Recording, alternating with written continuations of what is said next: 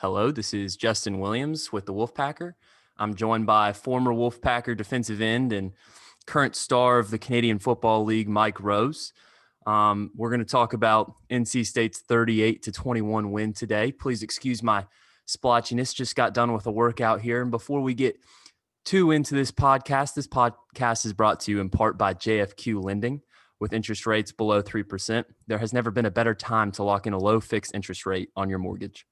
You'll never need to think about refinancing again. Set it and forget it. And with JFQ Lending, you are guaranteed to get the highest level of customer service. They have an A+ rating with the Better Business Bureau and over 3,000 five-star reviews. Give Hunter Clausen a call today at 480-513-3992 or email Hunter directly at hclausen@jfqlending.com. That's HCLAUSSEN@jfqlending.com. JFQ Lending Inc., Equal Access Lender, licensed in over 40 states, www.jfqlending.com. Of course, while you're at it, head over to thewolfpacker.com and use promo code PACK60. That's promo code PACK60 for a free 60-day trial on our premium content, news, and analysis, everything Wolfpack football. We're now right in the middle of football season. Wolfpack 3-1 now, towards the top of the ACC, and I don't think many Wolfpack fans would have predicted a 3-1 record heading into the Duke and Carolina games over the next 2 weeks. NC State wins their third time winning back-to-back ACC games on the road since 1970. It happened once in 2001 with Phillip Rivers. Dave Dorn and the Wolfpack did it in 2018, and then they did it again this week with to follow up the win, 30-29 road win at Pittsburgh, number 24 Pittsburgh last week. Unfortunately, Pittsburgh goes down to Boston College yesterday, and, well, Boston College looks like a pretty scrappy bunch right now. But with that said, we're talking about the Wolfpack. It was a good, solid win, and I think what's on everyone's minds right now, Mike, where I want to start this is this game more than any other win this season was about the defense, and the most memorable play on defense, we got to think about that fourth quarter big man pick six by Aleem McNeil. He returns it for 18 yards, gets the game to a 17-point lead. NC State had just missed that field goal. Virginia takes over on downs. They're down 10. They were driving pretty effectively with that backup quarterback, Lindell Stone, in the second half. He threw over 50 attempts, I think close to like 300 yards, 3 touchdowns. But he has the ball, and the first play of that drive, Aleem McNeil tips it up into the air, grabs it, and returns it 18 yards. I think he was saying after the game, he blanked. He didn't know what football touchdown celebration to do in the end zone. And I guess it's not something you really think about too much as a defensive lineman, Mike. So just from your experience, first of all, have you ever had a pick six in your career? And secondly, just tell me what you saw on that play. The last pick six I was playing linebacker in high school, so that was a long time ago. But for him, that was a great play. Got up there and then he secured it. A lot of guys just tip it and then look around. He actually was aware enough to get it and then rumbled into the end zone, which definitely that play, I think that's a big momentum play. Well, a lot of Wolfpack fans may or may not know, but he comes from Raleigh-Sanderson High School, was a big recruit for the Wolfpack 3 years ago, and was a running back in high school. So he has experience, running it in the end zone there, but that was his first collegiate touchdown. Of course, once he got to NC State and got with Coach Thunder, strength and conditioning coordinator, Coach Thunder, they built him up into the 6'2", 320-pound nose tackle that he is today. And I think so far through 4 games, to me, he's been the MVP of this defense. You think back to the Wake Forest win. I thought he made the play of the game when he forced that fumble when Wake Forest took over the ball in the fourth quarter. They had an opportunity to take the lead. It was a tie game at that point. NC State recovered in the red zone. They weren't able to score a touchdown, but they did knock in a field goal, which gave them the lead, and then ended up getting the win in game 1, which completely, that looking back, I think that was a must win to give this young team confidence so that they can go out and do what they've done over the past 3 weeks. You know, they had the wake-up call at Virginia Tech, but then they've really responded well. And what I've been so impressed with this young roster is just how they've responded to adversity so far. I mean, they haven't, you know, they faced the most adversity when they went up to Blacksburg and got kind of manhandled, but they responded really well against Pittsburgh.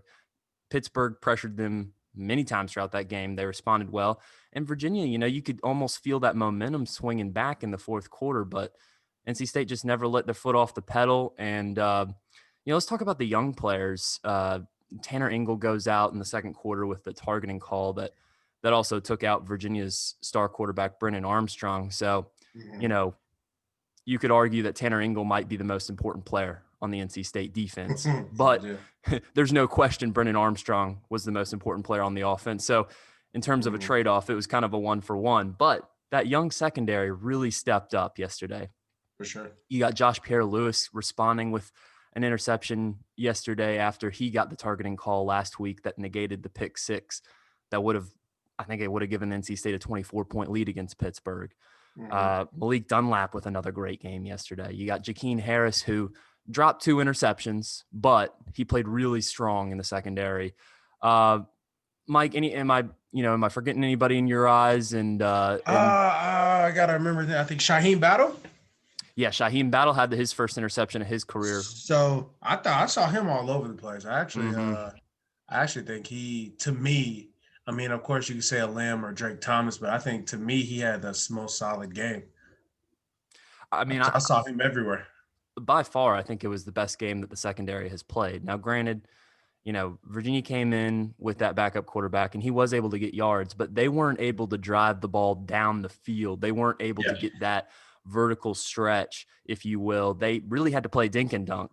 And it was kind of a bend, not break defense, if you will, yesterday. And, you know, for this young roster, while they're still maturing, still gaining confidence, you know, I think that's the best you can ask for at this point in time with the personnel. And you have to win games with solid offense, and you have to rely on your defense. As you mentioned, would you say last week, you know, hold teams to less than 30 points? Just hold them less than 30. And I mean, they did that, and the offense scored. I think the offense did what they put up points, and the defense has to look at it like, we're going into this.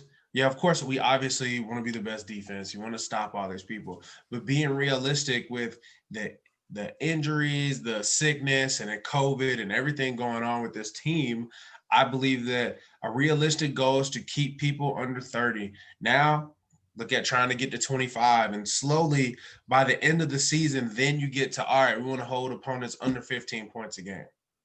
And I feel because they know right now the offense is cooking. And while the offense is cooking, this is the time that you have to experiment and figure out where your defense is right now. I want to talk about another thing on defense, and we will get to the offense because there is definitely some things to talk about there. But another thing that stuck out yesterday was, for the second straight game, that goal line package, the beef package, if you will. You put in Josh Harris, the 6'4", 340-pound nose tackle, redshirt freshman. You know, Coach Dorn has said how, you know, after his injury, he had gained some weight, and they're still trying to get him back into the conditioning that they expected in NC State. But he's been in that goal line package, and Aleem McNeil said after the game he doesn't think anybody in the country can move him one-on-one. They come up with another big stop. It was a 12-play, 74-yard drive for Virginia. I believe it was the first offensive drive of the second half that Virginia had the ball. They had an opportunity to make it a 2-possession game. And Wayne Talapapa looks like he went in the end zone. They credit him with the touchdown on, I think it was 2nd and 4 in the goal line. He ends up being down at the 1, and then this Wolfpack defense makes 2 big plays again at the 1-yard line to prevent the points, turnover on downs. They didn't score on offense on the next possession, but they were able to flip the field and prevent Virginia from getting that momentum. So, Mike, what is it about this goal line package that has been so effective the past 2 weeks? Meat. You just got meat in there. You just got, you got big bodies doing what big bodies do. And I think when you have guys who can not only penetrate but hold the line so the linebackers can make plays. These guys are being asked to do a lot. You know, they're asked to play a 3-man front, penetrate, contain. They're asked to do a lot. But on the goal line, I mean, it's kind of just, you know, guts and glory. So they can tee off and make a play, which that's what I'm seeing. They're not just covering grass. These guys are coming downhill. So correction on my end, it was in the second quarter, actually. So Tanner Engel was still in the game at this point. It was before he was ejected for his targeting call. He was credited with Aleem McNeil on the first tackle on 3rd and goal. And then Josh Harris and Savion Jackson, the other big defensive end that they had in that jumbo package, if you will. Where's the beef? That's a lot of meat on that D line. And Aleem McNeil said it best after the game. They know when they have that package in, nobody's going to run the ball up the gut. They're going to have to get outside. They're going to have to do something else. And that gives you an advantage as a defense if you can take away the one thing that's probably most effective in the end zone. Virginia tries to run it in with Brennan Armstrong twice, and it just didn't happen for him. So will be interesting to see if NC State can continue to garnish the reputation of, you know, being this team that can get those goal line stands. Because, I mean, as a player, you know, when your defense comes out and makes a stop like that, it has to just get the entire sideline buzzing. No, it's definitely momentum, and the team goes for it on 4th down, and you get the ball back, and it's another turnover, and you look at it like I gave the offense another possession, and I mean, the more possessions you give them, the more chances they are to score. So that's really on defense. That's really all you can do, man. Is just 3rd downs, turnovers, and that's what you got to aim for. So let's talk about the offense. We've definitely given the defense plenty of respect and a great performance from them yesterday. So let's see if they can keep it up against the Duke team that's been very turnover prone through 4 weeks, and another opportunity to gain some confidence back at home in Carter Finley Stadium. I'm sure it'll be nice. There'll be, I think, 7% capacity. So there will be a few Wolfpack fans there. They'll have the parents there. So maybe a little bit extra juice being back home. But to me, Mike, and correct me if I'm wrong here, but to me, the story of this offense yesterday was Bam Knight. 101 yards on 18 carries, 2 touchdowns, again for the 4th time this season. He leads the running back room with 5.6 yards per carry. He's just such an impressive back to me. He looks like an all ACC back to me. You know, Virginia had an answer for him early. I think he had like 11 yards on his first 7 carries. And then late in the second quarter on the Wolfpack's last first half touchdown, he breaks loose for a 35-yarder, which was the most explosive play of the NC State offense yesterday, gets his first touchdown of the night. And there was multiple times throughout this game where, I mean, it looked like the entire Virginia defense was required to take this man down because he just would not go down on first contact. So, Mike, what are you seeing from Bam Knight? And as a defender, I mean, what is he doing that makes him so effective in breaking those tackles and getting those yards after contact? He's running hard. That's the thing. He's running hard, but he's actually quite elusive for, you know, a kid that runs that hard. He kind of reminds me of DeMarco Murray when he came out with the Sooners. Very just a hard-nosed kid, but he's still quite elusive. Like when I watch Ricky Person, that's an elusive person. He's hard to tackle because he makes you miss. You know, I think Bam is more of a I could make you miss, but I'd rather go through you type guy. And it's working for this offense. I think right now, I think his style of running works for this O-line. And I think that the O-line, I mean, the O-line know who's in the game at running back. So they know the difference between a cutback guy and a guy who's a front side guy. They know all that. And Bam just seems to have this ability where he can just get through, I mean, just a coin-sized gap and make something out of nothing. You know, I like the rotation that they have at the running back position now, and I think, you know, they would be remiss to not keep that going. You know, you've got a really good back with Ricky Person. You got to keep these guys healthy, so spread the love. Keep giving everybody their touches. Jordan Houston was impressive yesterday. I mean, he talk about an elusive guy. You know, he's been the guy that's probably gotten the 3rd most carries, but a bright future for Mr. Houston. But this NC State run game, we saw against Pittsburgh, it was all Devin Leary. He has the 336-yard performance, 4 touchdowns, 0 picks. The running backs, I think, only had like 64 yards or something like that. And granted, Pittsburgh is one of the best run defenses in the country, but they got back to who they were in this game, which is get the ball going on the run game. 184 pass yards yesterday, 179 rushing yards. And that seems to kind of be the balance that Dave Doran's looking for with this offense. And we talked about the running backs. Let's talk about the pass game. Devin Leary, of course, has one of the best games in the last decade from an NC State quarterback against Pittsburgh. I think the first NC State quarterback to have a 300-plus yard, 4 touchdown game with 0 picks since a guy named Russell Wilson. He's not Russell Wilson yet, so let's not get crazy. He comes back to he gets a little bit more grounded yesterday. 11 for 25, so the completion average wasn't great, but still 184 yards, 2 touchdowns, and does throw his first interception of the season. It was in the red zone, so not a mistake that you want to see. But 1 interception through 9 quarters. Heading into the season, I think NC State fans would take that from the redshirt sophomore. Oh yeah. What did you think of Leary yesterday? It wasn't sexy, but he managed the game. Mm-hmm. And at the end of the day, as long as you're winning, I don't care how you do it. Someday, some games he might throw for 300. Some games he might give you 190 and a touchdown or 2, and the running backs help out. As long as he's helping us win and not aiding the loss, I can't be mad. He's being consistent. That's how I look at it. Just give me consistency. Give me 2 touchdowns. I don't care about the yards. Just give me 2 touchdowns. Keep the interceptions low. You'll be all right. And it might have been a different story had that Porter Rooks touchdown not been called back in the first quarter. Personally, I didn't see enough video evidence to overturn that call. I understand why it was overturned. It was very 50-50, but when you make the call on the field as a touchdown, I'm pretty sure you have to have undisputable evidence to overturn it.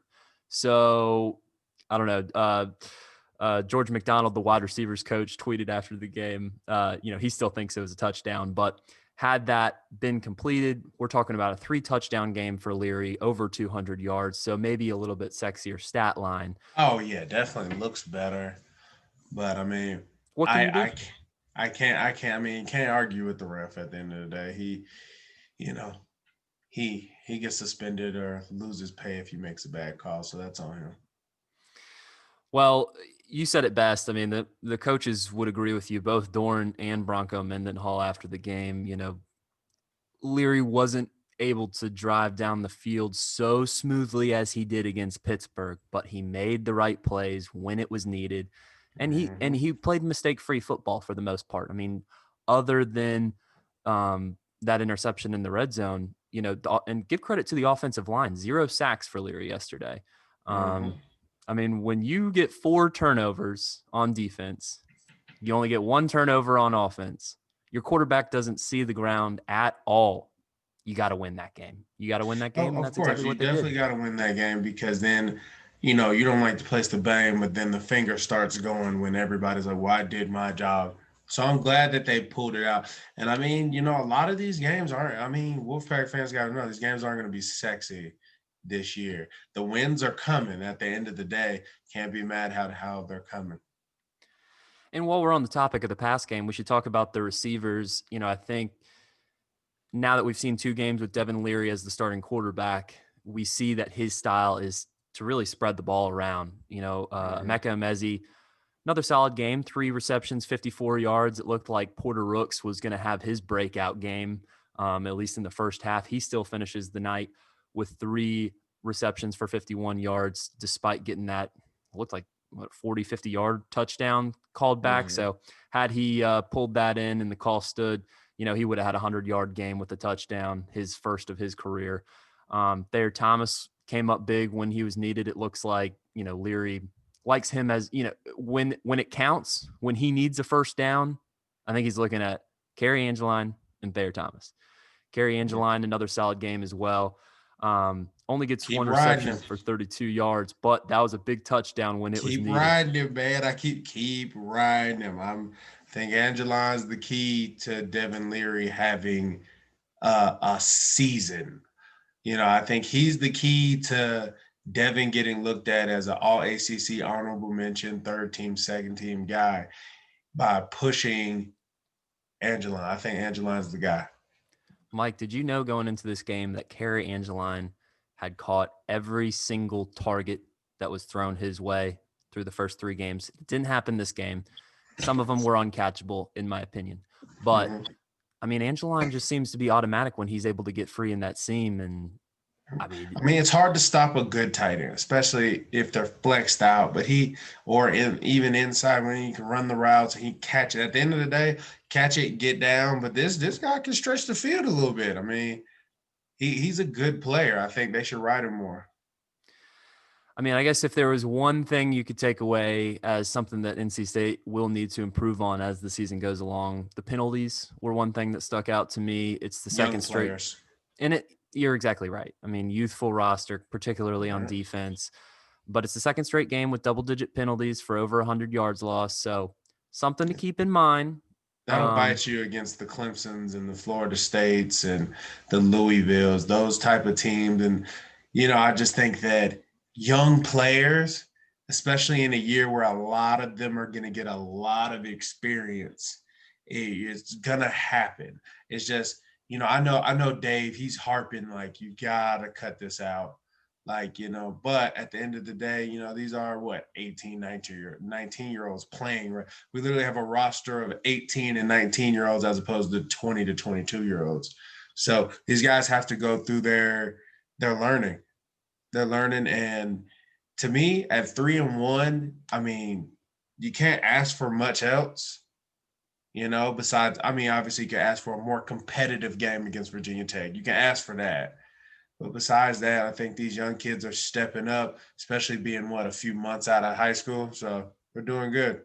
I think if you asked any NC State fan going into that first game against Wake Forest, you get the first game against Wake Forest. We know NC State's track record against Wake Forest as a constant bugaboo for them, even when they're having the 9-10 win seasons.